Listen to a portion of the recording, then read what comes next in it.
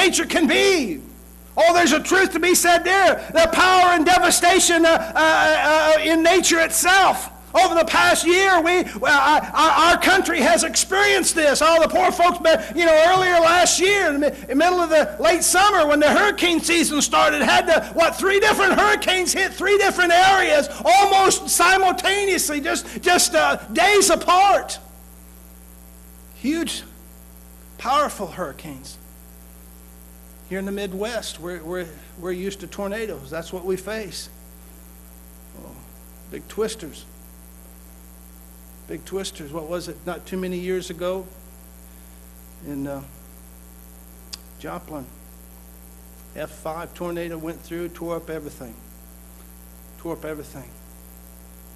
They weren't prepared. How do you prepare for those type of things? You don't really, I guess.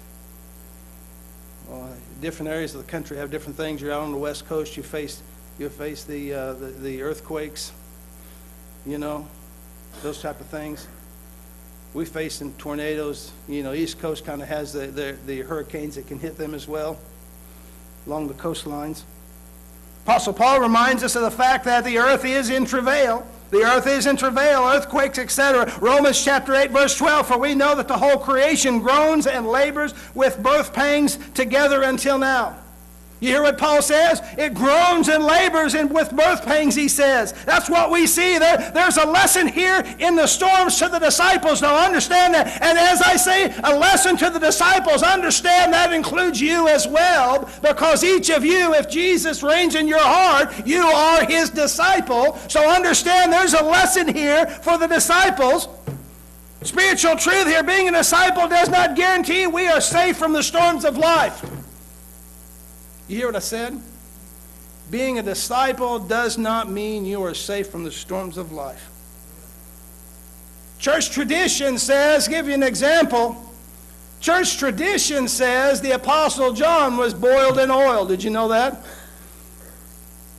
course, church tradition also says God spared him. The Lord watched over him. The oil didn't have no effect on him, other than probably get him dirty.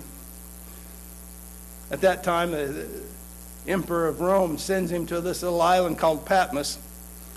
You got sent to Patmos, it was a death sentence because nobody ever left Patmos. Just a big rock in the Aegean Sea.